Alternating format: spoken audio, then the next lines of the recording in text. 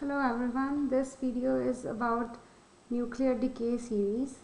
Right? So far we have seen that most of the reactions that we wrote for nuclear decay, they are single step reaction, right? Either alpha particle is given out or a beta particle is given out and then a stable nucleus is reached, right? But in decay series, sometimes it takes a lot of little decays before a more stable isotope is formed.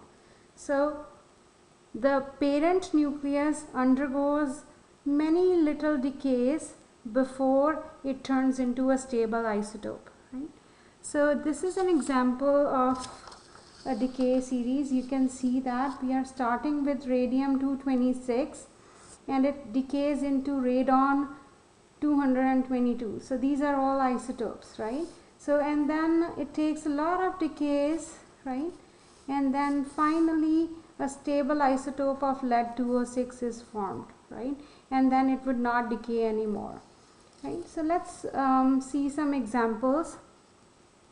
How do we figure out what kind of decay or what kind of particle was emitted in each decay, right? So let's start with radium-226.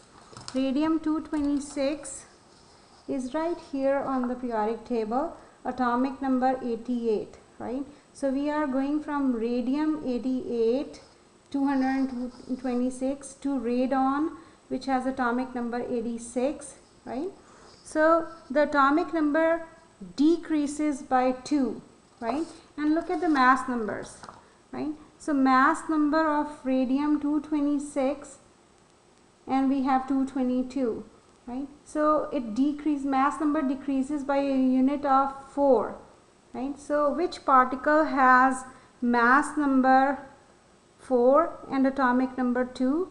That would be a helium nucleus, which we call an alpha particle, right? So you can write alpha particle that was thrown out, right? And then radium-226 turned into radon-222. Now look, radon-222 turns into polonium-218, right? Again the mass number changed by 4 units. It decreased by 4 units, right? So the only particle that has mass number of 4 is a helium nucleus and we call that alpha particle, right? So this is alpha. So again, if you see, the mass number decreased by 4 units and let's see it on the periodic table. So we are going from radon to polonium. So this is radon, this is polonium. Atomic number of polonium is 84. So atomic number decreased by 2 units, right? So again an alpha particle was emitted in this process, right? So it goes on and you can see another alpha particle was emitted because now the polonium-218 changed into lead-214. This is another isotope of lead, right? So again mass number decreased by 4 units, so it's going to be an alpha particle, right? Now look here, lead-214 changed to bismuth-214.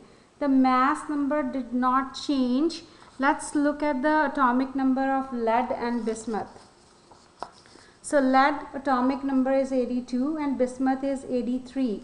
So basically atomic number increased by 1 unit, right? So I know that if the atomic number increases by 1 unit, it has to be an beta decay.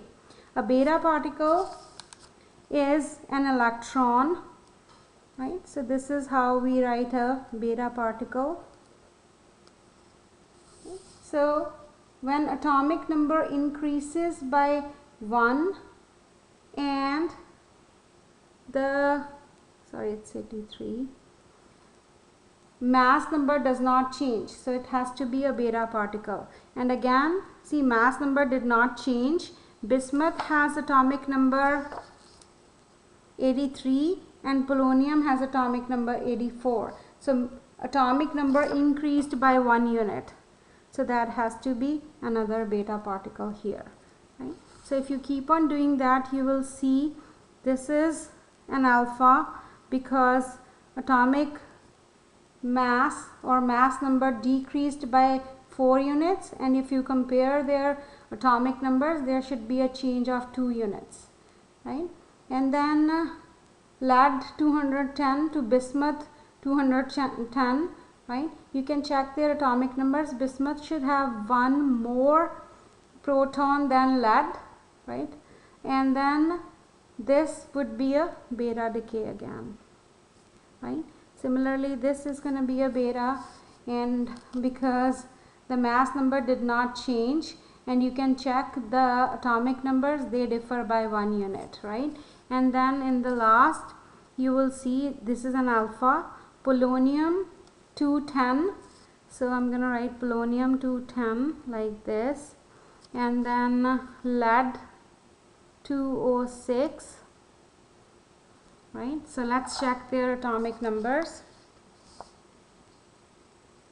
Polonium has atomic number 84 and lead has atomic number 82, right? So polonium is 84 and lead is 82.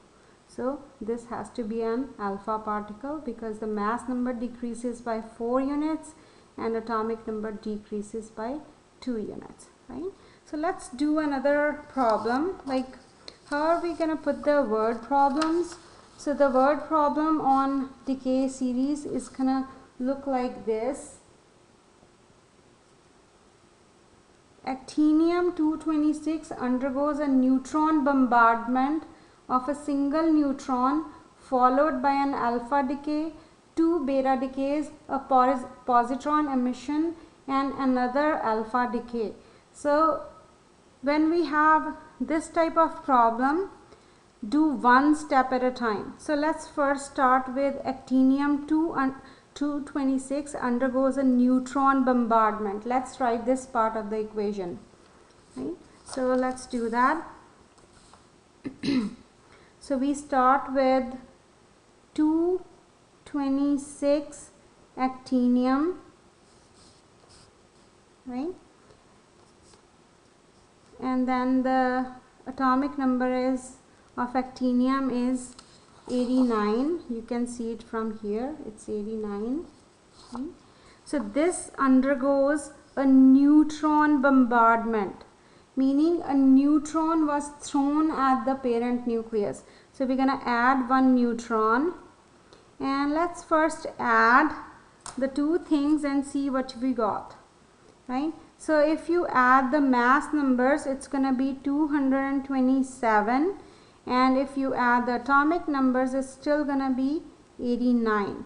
So this is another isotope of actinium, right? And then so we did that part, right?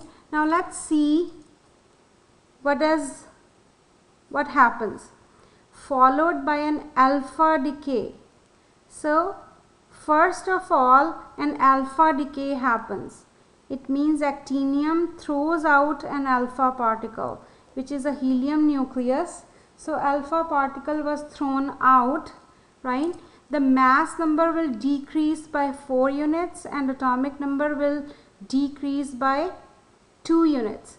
So the mass number of the new daughter nucleus would be 87, right? Now let's look at the periodic table and see which element has atomic number 87. So if you look on the periodic table, 87 is francium. The symbol is Fr. So let's write Fr. And now the mass number should be 223, right? Because an alpha particle was thrown out. But we are not done yet, right? Now next it emits 2 beta decays. It undergoes 2 beta decays. So let's do 1 decay at a time. So let's throw out 1 beta particle. So this throws a beta particle, the first beta particle, and then now we know that in a beta decay the atomic number increases by 1, right? So the atomic number should be 88, and then mass number does not change, so 223, let's see which element has atomic number 88. So that is radium. Look here, right? So let's write that here. It's radium, right? And next, so we have two beta decays, right? So this again undergoes a beta decay. So first beta decay, a second beta decay. Now again the atomic number will increase by 1 unit. So it's going to be 89, and the mass number would not change. So 223. The element with atomic number 89 is actinium, AC. You can check the periodic table, right? So we are done with the two beta decays. Now next is a positron emission. So we are not done yet. This is not a stable nucleus yet. This thing will undergo a positron emission. Emission means it was given out, right? So let's do a positron emission. So this is going to go for another decay by emitting a positron. So the symbol for positron is 0 plus 1 E, right? Now if you look, the atomic mass is going to be the same. So it's going to be 223, right?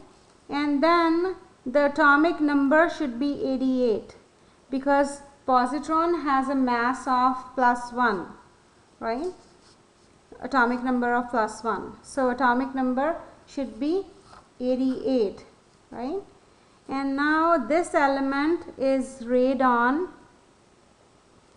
right? After that there's another alpha decay. Look, the last thing.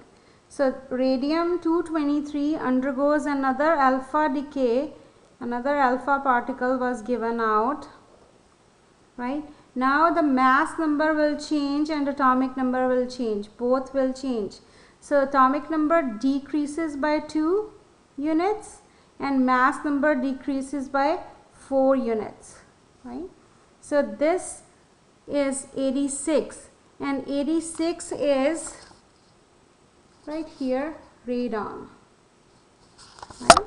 So this does not further decay, and we will say that this is the stable isotope, and then the decay series ends here, right? So this question was question number 18 on worksheet 7. You can check that out. Hope that video was helpful. Thank you.